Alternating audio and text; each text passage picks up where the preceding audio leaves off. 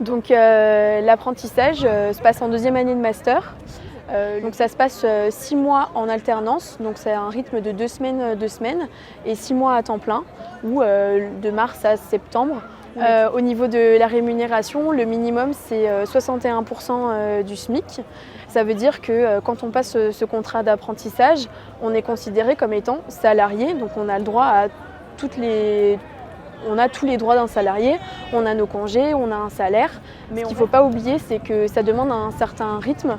Le fait qu'on soit à la fois sur notre campus, ça veut dire qu'on a des travaux à rendre, des projets à mener dans le cadre du master, mais qu'on a aussi des projets à mener dans le cadre du milieu professionnel.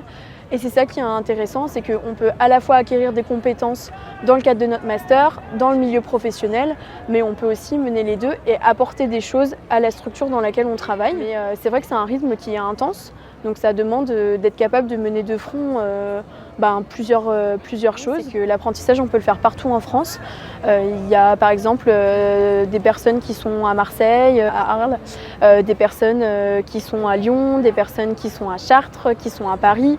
Donc il y a une multiplicité de structures, c'est ça. Donc on peut à la fois travailler dans la régie, travailler dans la création d'expos, donc être dans de la muséo, travailler plus sur de la recherche, des publics, de la médiation. Donc c'est vraiment avec les affinités des étudiants que ça marche, et ça a pour but justement de nous professionnaliser, de nous amener justement dans un apprentissage, c'est le mot, qui se fait en continuité sur toute l'année.